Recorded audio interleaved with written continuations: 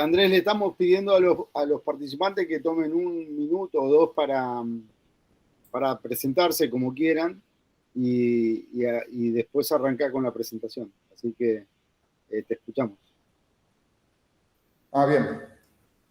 Bueno, para los que no me conocen, me llamo Andrés Mossati, soy arquitecto y soy docente en la FAPID de la UNR de Rosario, en morfología de la carrera de licenciatura en diseño industrial y en morfología de la licenciatura en diseño gráfico. Además de eso, soy docente de semiótica en ambas carreras. En ambas carreras como JTP. En este caso es un concurso para titularidad. Yo la materia la estuve dando en mi condición de JTP con una de las personas que hoy concursan también, que fue el titular hasta ahora de la asignatura que ahora se pone en concurso. Bueno, tengo una maestría hecha sin la tesis en lógica y técnica de la forma, de la UBA, cursada, pero falta rendir la tesis. ¿Qué más? Bueno, soy de profesión arquitecto y diseñador. Cumplo con ambas tareas. Por ahora, hasta ahí.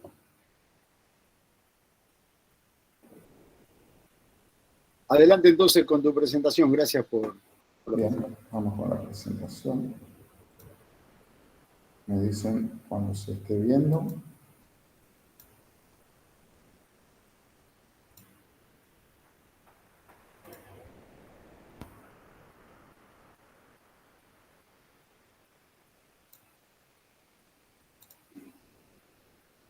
¿Ahí se está viendo? Sí, ahí se está viendo, Andrés. Bien. Bueno, la temática, sistemas complejos en el proceso proyectual, la correspondencia entre proceso y resultado, lo analógico y lo digital. Bueno, lo primero que hago, arranco refiriéndome a la noción de sistema, en términos de que hay sistema únicamente cuando existen relaciones. Si no existen relaciones, lo que tenemos son elementos o entidades inconexas. No puede haber entidades aisladas con significado propio que no sea parte de algo que se manifiesta como una totalidad. En la semiología, Ferdinand de Saussure, que es uno de los fundadores de la escuela estructuralista, definía al lenguaje y decía que estaba constituido por un conjunto de elementos que dependen unos de otros para poder formar un todo organizado. Y a este conjunto lo llamó sistema. Él fue el primero en referirse a las relaciones que pueden formar parte justamente de un sistema y las clasificó en relaciones sintagmáticas, que son las relaciones asociativas, relaciones paradigmáticas, que son las relaciones por oposición. Bien, en nuestro caso tenemos un sistema morfográfico con un objetivo comunicacional. ¿Cuáles serían esas entidades que se ponen en relación? Bueno, serían signos visuales interactuando. Charles Peirce, que es otro de los fundadores, en este caso de la semiótica, a través de la escuela pragmática, la escuela americana, clasificaba esos signos en tres clases de signos. Por un lado, las imágenes icónicas, que son las imágenes que se parecen, que son semejantes a aquello que representan. Las imágenes indiciales, que están ligadas a aquello que representan por una relación de causa y efecto. Y las imágenes simbólicas, que son las convencionadas dentro del contexto cultural. Inclusive, dentro de estas simbólicas se toman también las tipográficas, que son las que nos competen, y que a su vez se toman también morfológicamente, porque tienen forma. Se constituye así lo que sería un sintagma visual, a través de esta serie de signos organizados de manera coherente, formando esto que llamamos un sintagma visual. Sintagma visual que, tiempo después, otro semiótico ya más contemporáneo, de principios a finales del siglo XX, Roland Barthes, trataba de reflexionar y explicar que a través de cualquier sintagma visual que pueda comunicarnos cierto sentido, ese sentido lo incorporamos siempre a través de 3 mensajes. El mensaje que él llamó icónico denotado, que tiene que ver con lo objetivo, con lo explícito, y tiene que ver también con esto que decíamos antes, ¿no? Con las imágenes figurativas, icónicas. El mensaje lingüístico en su rol de anclaje o relevo, que también es muy explícito y acompaña el sentido o directamente reafirma el sentido. Y el mensaje icónico connotado, que es el mensaje que tiene que ver con lo subjetivo, que tiene que ver con la condición humana, que tiene que ver con lo cultural, y son esos 3 mensajes lo que configuran el sintagma visual. O sea, tendríamos básicamente 3 tipos de signos que, ordenados de manera coherente, otorgan 3 tipos de mensajes para configurar el sentido. ¿Qué pasa cuando estos sintagmas visuales son puestos en relación? Son puestos en relación, pero perdurando el mismo concepto, ¿no? Perdurando el mismo concepto, el mismo sentido, la misma idea, siendo asimismo atravesado por distintos ambientes, distintos soportes, distintos formatos. Bueno, lo que tenemos ahí es lo que yo llamo un discurso morfográfico. Ese discurso morfográfico, si me remito a Émile Benveniste, que es otro semiólogo de la escuela francesa, estructuralista también, hablaba del discurso y él decía que el discurso va más allá de una interacción interna. El sistema también involucra relaciones con el contexto, inclusive contextos sociales, culturales o pragmáticos. Cuando nosotros tenemos estos sintagmas visuales que están relacionados entre sí, forman una nueva totalidad que es el propio contexto de cada uno de esos sintagmas, por lo tanto es un discurso que a su vez, como todo discurso, está condicionado por los distintos contextos. Tenemos, para poder configurar, sea estos sintagmas visuales o estos discursos visuales, una serie de recursos que a lo largo de la asignatura van siendo abordajes previos y que operativamente se pueden ir abordando en forma separada, pero tomando el concepto de que en un sintagma o en un discurso no se abordan de forma separada, sino que van atravesando el proyecto y el proceso proyectual.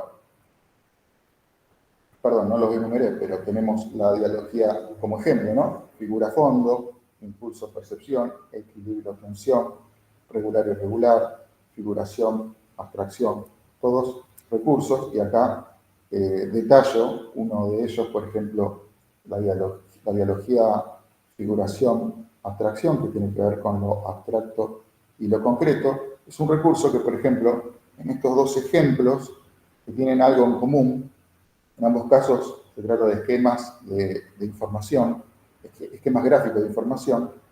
En ambos casos utilizan, por ejemplo, el círculo, que es una figura geométrica, si se quiere, abstracta, porque no tiene sentido en sí misma, por lo menos sentido que produzca algo referido a este tipo de temáticas que se está abordando en estos esquemas. Ahora, puesto en relación, sí, esos círculos, por ejemplo, a la derecha tenemos que esos círculos se van asociando entre círculos con distintos tamaños y distintas escalas, pero hay una imagen icónica que está asociada a estos círculos. Notamos cómo denota que desde la imagen icónica se desprenden todos estos círculos geométricos más grandes y más chiquitos, lo que nos permite connotar que se trata de burbujas. Se trata de burbujas que, cuando nos anclamos en el mensaje lingüístico, como decía Barthes, comprendemos que se trata de gases contaminantes que son emitidos por las fábricas, por ejemplo, y bueno, tiene que ver con este esquema de información que justamente utiliza cada uno de esos tamaños de círculos para abordar los distintos porcentajes contaminantes, ¿no? Otro tema sería el color marrón, que forma semicírculos internos, el celeste del fondo, que uno lo puede perfectamente referir al cielo. En la imagen de la izquierda es otro esquema en el que la información tiene que ver con las proporciones de uso del papel. Y acá el círculo está tomado de otra manera, un círculo que en sí mismo, como decía, es abstracto y podría no colaborar con el sentido, al relacionarse con un gráfico bien figurativo y que tiene que ver con la corteza de un árbol, nos permite asociar que ese círculo ya pasa a ser un hueco del árbol, que tal vez lo esté perjudicando, y que se relacione con problemáticas climáticas, de ecosistema y ese abordaje, y en donde ese círculo ya empieza a estar particionado con esa especie de porciones triangulares, en donde conserva los colores de la corteza del árbol, refiriéndolo, y donde podemos, aparte con el anclaje del mensaje lingüístico, comprender y tomar conciencia de lo que refiere el mensaje. Otro ejemplo sobre estos recursos puede tener que ver con la dialogía de lo analógico digital. En este caso es un abordaje que yo lo tomo de la siguiente manera, no como primero uno y luego el otro, ni tampoco como para bocetear uno y para pasar en limpio el otro, ni tampoco como uno o el otro, sino como uno y otro para tener control sobre la decisión proyectual, ¿no? En épocas donde las aplicaciones cada vez más inteligentemente permiten que, haciendo 2 o 3 artilugios, se promueva alguna especie de sorpresa de diseño, lo que uno apela es que las decisiones proyectuales se vayan conservando y que uno tenga siempre control sobre el resultado que va apareciendo, sea por el lado de lo analógico, sea por el lado de lo digital, atender a que esas intenciones vayan siendo parte de esa trayectoria en el proceso proyectual. La dialogía analógico-proyectual, no solo como asociación que produce sintagma visual, como vemos en estos ejemplos, sino también como asociación de recursos durante el mismo proceso proyectual, que es lo que hablaba hace un ratito. Bueno, sobre el abordaje del proceso proyectual en sí mismo, nosotros nos apoyamos en la complejidad, en hacerlo a través de lo que se llamaría el pensamiento complejo. Y para eso hay un autor, un filósofo y sociólogo que se llama Edgar Morin, que trató esta temática también desde mediados del siglo XX hasta finales del siglo XX. Hay una obra final en donde hace una especie de compendio de todas sus reflexiones e investigaciones que se llama Introducción al Pensamiento Complejo. Él ahí hace al principio una definición clásica de lo que sería lo complejo, y esa definición dice, es complejo aquello que no puede reducirse a una idea simple. Él comenta, la complejidad no puede definirse de manera simple para tomar el lugar de la simplicidad. Por lo tanto, es una palabra problema, esto de lo complejo, ¿no? Porque en esa definición clásica vemos que para poder definir la complejidad se hace uso justamente de la simplicidad. Entonces, él lo que hace es intentar comprenderla para tener su propia definición. ¿Qué ocurre en un sistema complejo? Bueno, lo que ocurre es lo siguiente, las variables se multiplican y las posibilidades también, exponencialmente. Entonces empieza a ser una realidad por ahí inabarcable, lo que sería el principio de incompletud.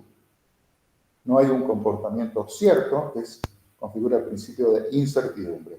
Y estos sistemas pasan a ser sistemas abiertos, tanto en la autoecorreproducción como en el intercambio con los ambientes. Esto se ve mucho en la biología, se ve mucho en la física, se ve mucho en los sistemas naturales, en los sistemas vivos. Trabajar con la complejidad es dialogar con lo real, o sea, no mutilarlo. ¿Cómo se dialoga entonces con la realidad compleja? Bueno, por un lado con un pensamiento que distingue, pero no aísla, no desarticula, porque aislar es simplificante. Edgar Morin, a través de su perspectiva, no está en contra de lo que sería distinguir y aislar para conceptualizar, como tradicionalmente hace el pensamiento científico, sino que él simplemente aborda una perspectiva que considera no es conveniente mutilar ni despreciar. El reconocimiento de lo inacabado e incompleto de todo conocimiento. Concebir la conjunción de lo uno y lo múltiple, o sea, sin unificar para anular la diversidad, ni tampoco subtaponer la diversidad sin concebir la unidad. La definición a la que arriba Edgar Morin es la siguiente. La complejidad sería un tejido de constituyentes heterogéneos inseparablemente asociados. Inseparablemente asociados. O sea, pareciera que algo puede estar asociado, pero se puede separar. Él habla de que no se puede separar, de que a su vez no se puede separar y que son distintos, son heterogéneos.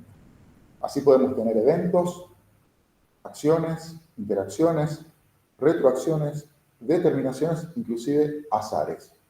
Esto comprende incertidumbres, indeterminaciones, fenómenos aleatorios. Esto presenta la paradoja de lo uno y lo múltiple, constituye nuestro mundo fenoménico. ¿Cuáles son las cualidades de esta complejidad? Bueno, se presenta con rasgos inquietantes en lo enredado, del desorden, ambigüedad o de la incertidumbre. Es una situación, diría yo, incómoda. Tiene la necesidad de poner orden rechazando el desorden, descartando lo incierto para clarificar y para poder distinguir. Los sistemas complejos son fenómenos de auto-eco-reproducción. Tiene autonomía mediante interretroacciones y solidaridad de fenómenos entre sí. Así, un poco con todos estos conceptos, es como intentamos abordar el proceso proyectual. ¿Cómo constituir ese proyecto proyectual desde un pensamiento complejo? Bueno, Edgar Monod lo que propone son 3 principios.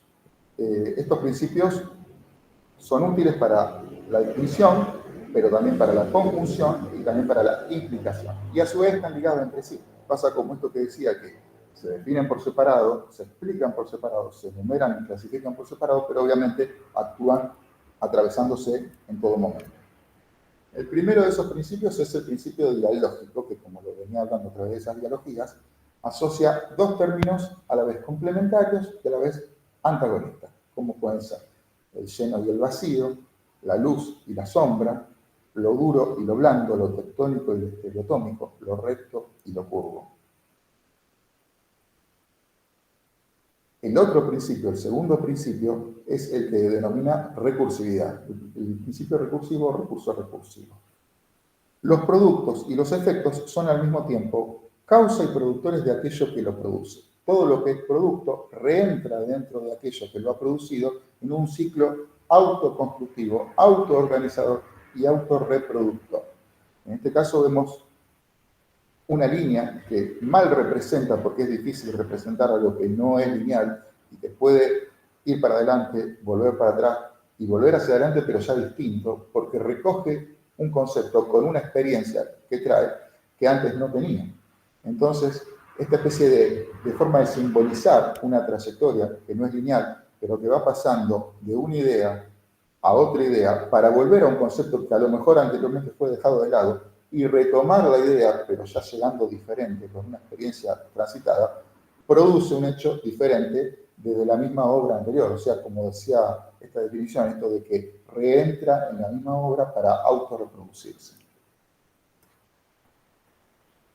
Acá vemos una situación desde lo que sería el proceso proyectual, ¿no? En el que arrancaríamos con un arjé y transitamos esta trayectoria desde una serie de provocaciones que tienen que ver casi siempre con preguntas, casi siempre con inquietudes, preocupaciones, que van interpelando la instancia anterior para reformular una nueva instancia y una nueva construcción.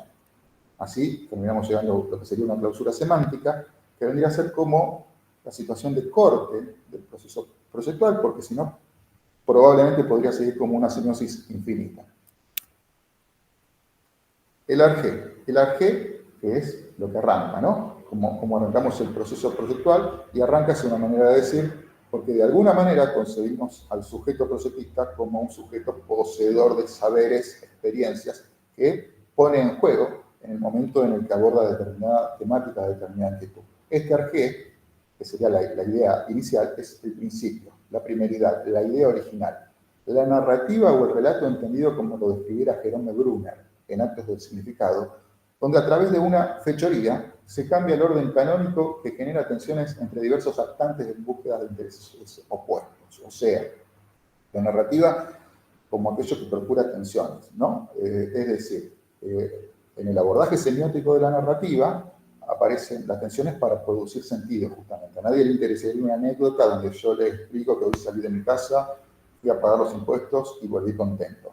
Si no pasó algo en el medio, si no hay una fechoría que cambie el orden canónico de lo natural para que después un sujeto procure conseguir un objeto de deseo que podría ser retomar el estado canónico anterior, entonces es así como la narrativa se pone potente, se pone interesante, cuando aparece la atención, cuando algo pasó en el medio, cuando alguien me robó, cuando llovió, cuando algo perdí, cuando algo despertó la atención del receptor. El tercer principio es el principio logramático. No solamente la parte está en el todo, sino que el todo está en la parte. El todo está en el interior de la parte, que a su vez está en el interior del todo. Esto es como la información que tenemos en el ADN y que puede inclusive hasta reproducirnos. Es como la sociedad y el sujeto, el ser humano, que constituye la sociedad, pero a su vez la sociedad está dentro del sujeto. Tenemos entonces el sintagma visual con un concepto y lo constituyen, como habíamos dicho, imágenes canónicas, imágenes indiciales y símbolos. En un sistema morfográfico de tipo discurso, esto plantea unidad constante en diferentes ambientes, ¿sí? Sistemas visuales en relación, un sistema abierto que crece y que intercambia, y entidades constantes y variables a través de estos distintos ambientes. Esto se ve atravesado por los principios del pensamiento complejo, que son el principio dialógico, recursivo y hologramático, como también se ve atravesado por los distintos mensajes que intencionadamente se procura comunicar a través de lo que promovía Roland Barthes, el mensaje denotativo, el mensaje lingüístico y el mensaje connotativo. Aparece la curva de la recursividad con un comienzo, que es nuestra G, nuestra idea, y comenzando a hacer una trayectoria en donde las preguntas, las inquietudes van provocando las instancias anteriores para terminar en una clausura semántica. Tenemos estos recursos constantes y variables que van a hacer que tengamos que tomar decisiones en términos dentro de este sistema de sistemas que concede que permanezca y que concede que no permanezca, y puede tener que ver con el fondo, con el color de fondo, con la cantidad de tonalidades utilizadas, con esta relación de lo digital y analógico, con la tipografía, si se mantiene en términos de morfología, si se mantiene en términos de color, si se mantiene en términos de escala, y todas esas decisiones pueden inclusive llegar a procurar que se bifurque esta curva de la recursividad, procurando una nueva curva y una nueva clausura semántica dentro de lo que sería este proceso proyectual. Abordamos así un ejercicio ejemplo que podría tomar esta temática. El ejercicio plantea desarrollar un proceso proyectual que proponga un sistema morfográfico complejo, tomando como temática, por ejemplo, la significación de una leyenda urbana existente en la región, donde desde diversos ambientes, ¿no? Soportes, medios y formatos. El resultado final podría ser una instancia de resolución vinculada al proceso proyectual que involucra una trayectoria recursiva y cuyas entidades que constituyen el todo, así como el todo se constituye a las entidades, manifiesten relaciones dialógicas entre sí. Las lógicas de articulación entre las partes y el todo serán abordadas desde un principio hologramático, donde se manifiesta un tejido visual indivisible e inseparable. Los diferentes formatos podrían alcanzar una continuidad narrativa. Modalidad: se investigará y analizará un relato acerca de una leyenda urbana en la región, proponiendo conceptos a interactuar en la significación. Proceso: el alumno tendrá que producir las entidades morfológicas que, de forma dialógica, posibiliten articular relaciones asociativas, conceptualizando la narrativa del tema dado. Las producciones serán procesadas a partir de conceptos gráficos, imágenes gráficas, icónicas, iniciales o simbólicas, fotografías, tipografías, con atributos morfológicos. Los atributos morfológicos del todo y la parte, como ser el color, la estructura, el peso, el equilibrio, la textura y la escala, serán tratados con lógica compleja, o sea, en términos de conjunción, lo uno y lo múltiple. Se deberá decidir, conforme las posibilidades de ambiente, es decir, de los formatos y soportes, las constantes y variables que perduren o no para persistir con el concepto narrativo. El conjunto de soportes, medios y formatos se deberá tomar también como una totalidad, sin secuencia lineal necesaria, pero factible de relaciones dialógicas entre los distintos ambientes. Las instancias de preentrega serán comunicadas previamente y se solicitará se reúna todo el material producido que atraviesa el proceso de manera recursiva. Observaciones: el sistema deberá contener al menos 5 formatos diferentes, al menos uno sobre un soporte tridimensional. Los bidimensionales podrán estar dispuestos y diagramados sobre una misma lámina general en tamaño A3. La entrega consistirá en una lámina con la propuesta final y otra lámina que comunique el proceso proyectual desarrollado y cuyo diseño final será a través de los mismos criterios del proceso complejo que vinculamos a la dimensión proyectual. Objetivos: el sujeto proyectista opere con lo genuino, con lo auténtico, interviniendo sus saberes y experiencias, interpelando recursivamente desde sus preguntas, desde sus dudas, desde su incertidumbre, para poder transformar esas incertezas en abordajes posibles de conjunción compleja. Establecer una estrategia procesual que se distinga del abordaje a partir de prescripciones para conformar determinadas tipologías propuestas desde determinados referentes. Naturalizar un hacer en el que el proceso procesual pueda convivir con lo inquietante, con la incomodidad, con la incertidumbre, y construir tanto desde la distinción como desde la conjunción, sin desvincular nunca la parte del todo ni el todo de la parte, sino consiguiendo lo uno y lo múltiple. Respecto al rol del docente, Podría ser como proponente de abordajes que se desarrollen a partir de procesos proyectuales como ejercicios de pensamiento, involucrando con la complejidad.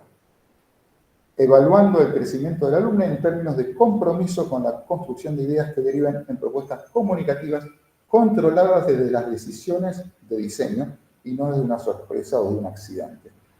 Tomando criterio dialógico en términos de un acompañamiento más o menos conductista en función de la respuesta a los estímulos planteados. O sea, preferimos no ser conductistas, pero si hay una especie de parálisis, ahí se puede plantear alguna pregunta, alguna inquietud que sugiera cómo poder abordar esto de la trayectoria dentro del proceso procesual, involucrando a los alumnos a transitar una dimensión compleja en la construcción creativa de forma que articule un mensaje comunicativo. Y colorín colorado, se ha terminado.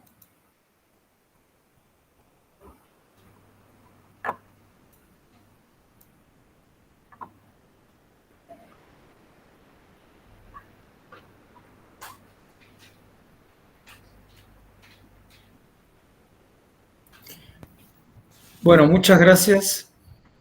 ¿A ustedes? Muy buena presentación. Sí, interesante, Andrés, lo que presentaste. En parte tiene que ver con abordarlo entrelazando teoría semiótica y la experiencia morfológica de los talleres que venimos desarrollando con Walter Taylor, tanto en industrial como el año pasado en diseño gráfico también.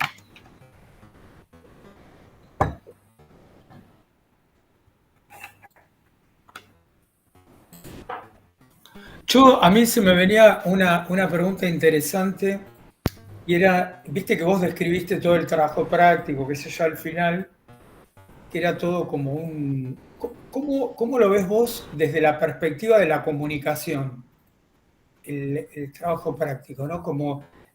Porque de todas las narrativas que vengo escuchando es como que el diseño gráfico está como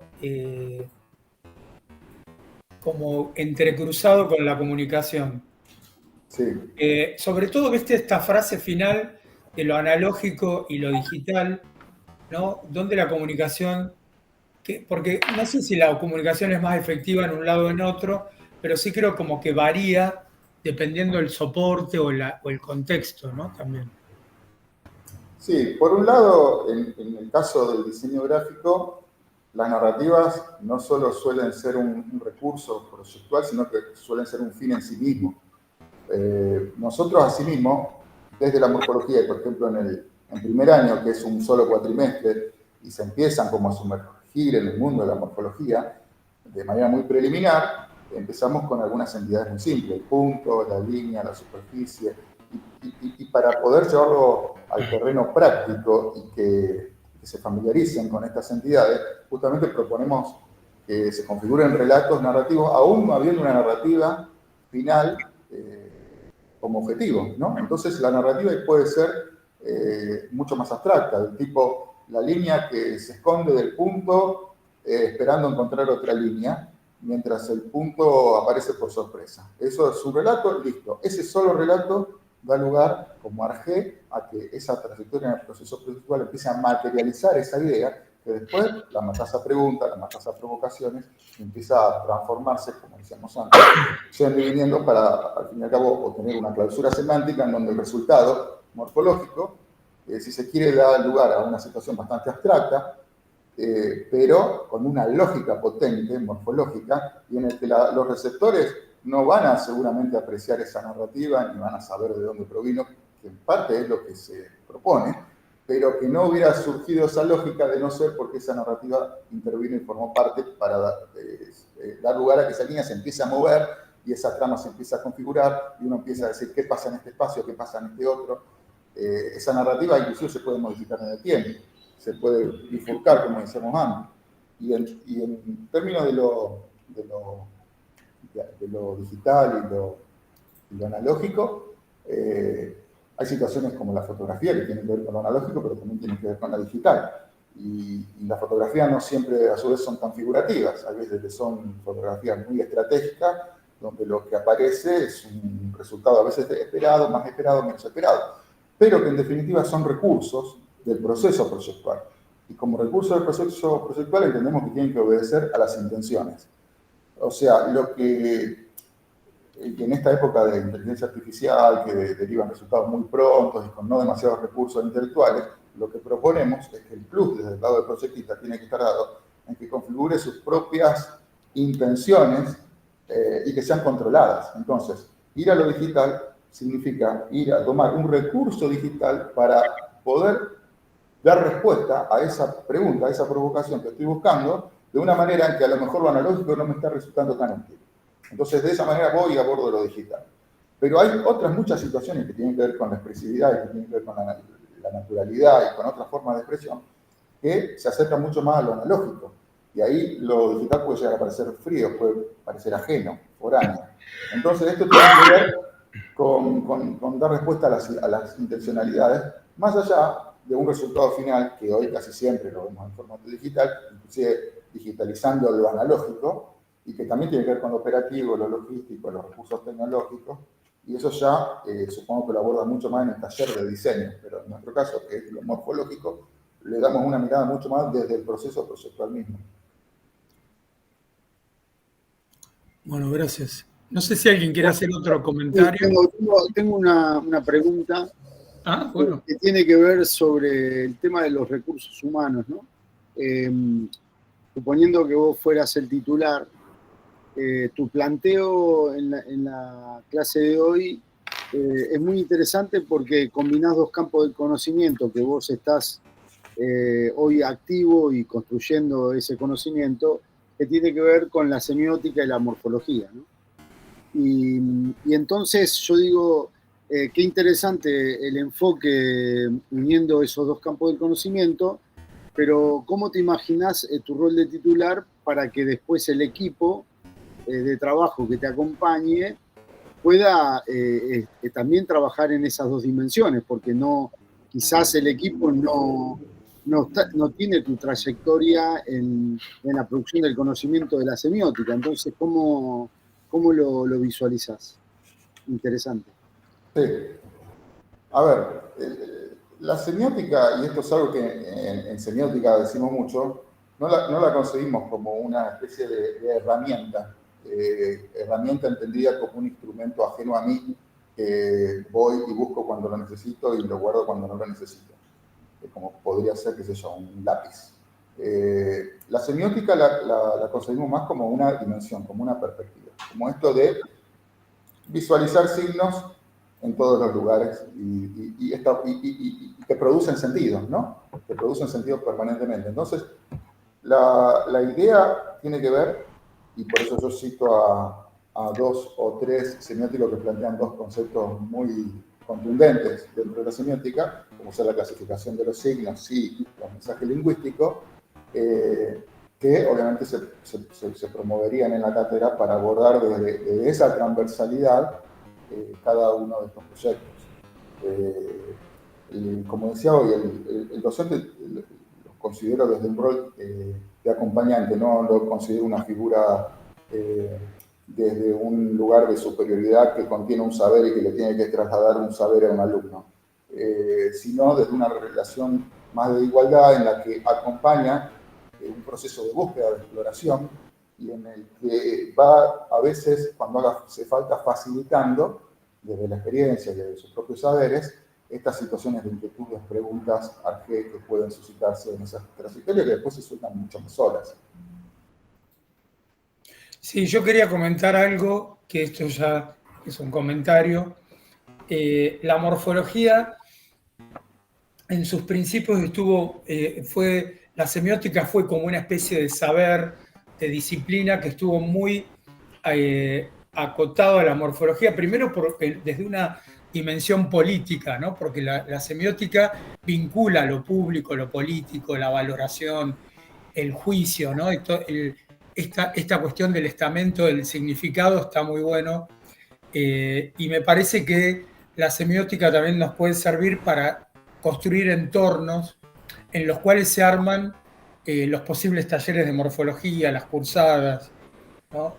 No sé, el entorno actual, el Rosario, que hablábamos antes de que arrancaran ustedes, es un entorno particular, ¿no? Que trasciende nacionalmente, donde hay una violencia particular, y esto visto de una perspectiva semiótica, que podría modificar la presencia en un taller de morfología, sobre todo pensando en la comunicación, en las temáticas, en los atravesamientos que tiene la cultura y la realidad a partir de estos contenidos que parecen como inmutables, ¿no? Como que, bueno, y creo que es un instrumento muy interesante. Bueno, sí, sin duda que sí. Sin duda que sí. El diseñador lo consideramos un sujeto que opera en la cultura, así como la cultura opera en el sujeto. Ese principio hologramático. Tenemos la cultura incorporada, pero a su vez nosotros intervenimos en la cultura. Entonces, lo que le fomentamos a los alumnos en general cuando pasan al proyecto es que se posicionen, que no se sientan en una situación neutral, ecuánime, sino que tomen partido para un lado, para el otro, pero que lo que tienen que comunicar, lo tienen que comunicar justamente operando, ¿no? Transmitiendo significados, produciendo esas tensiones de las que estamos hablando en forma narrativa. Bueno, por mí está bien, gracias. Muchas gracias, Andrés. Y, gracias. Gracias a ustedes. Corto. Nos vemos. Saludos. Suerte.